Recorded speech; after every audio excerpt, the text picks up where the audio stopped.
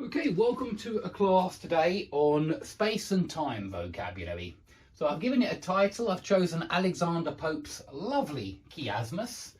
His time, a moment, and a point, his space. Yeah, this is actually a rhetorical device, guys, because you've got man's time, which is your A, and then a moment, which is your B, and then a point, which is your B. A moment and a point are both nouns referring to time and space.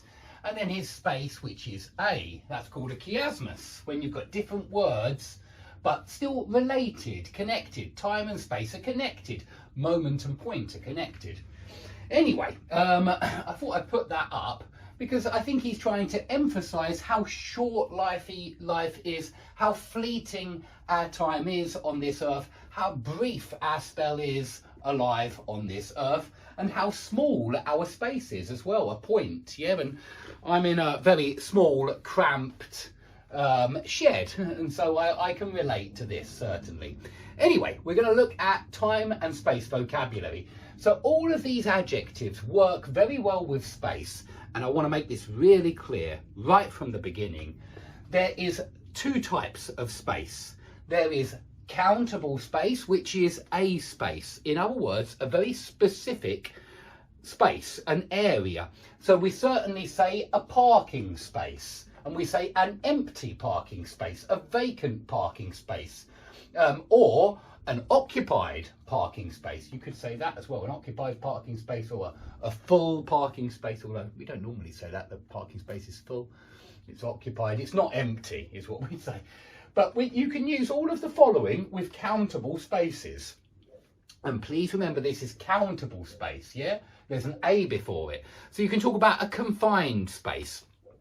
I work in a confined space. I work in this shed, and it's not particularly large, although it's not tiny either. But I would say it's a confined space. You know, there's not much space in here. It's certainly an enclosed space.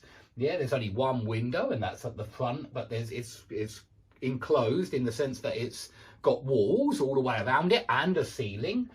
It's pretty much a tight space. A tight space means not much room to move. And please remember, not much space, not much room, that's uncountable space. And uncountable space, just like uncountable room, they mean the same thing, yeah? And when you say there's not much space, there's not much room, it means you don't have much area to move around in.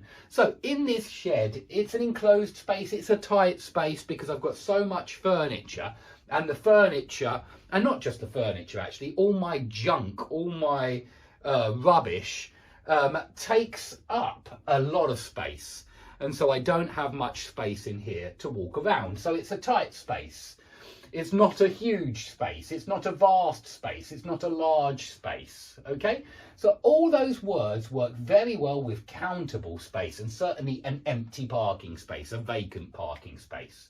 But there's something to understand here about grammar, which is that countable nouns are specific. You know, there's a specific area which is a space, whereas uncountable nouns just refer to the idea of space, as in, and you could say the same about time, by the way, which also can be countable or uncountable. Yeah, 1 time, 2 times, 3 times is countable, but generally speaking, how much time is uncountable most of the time.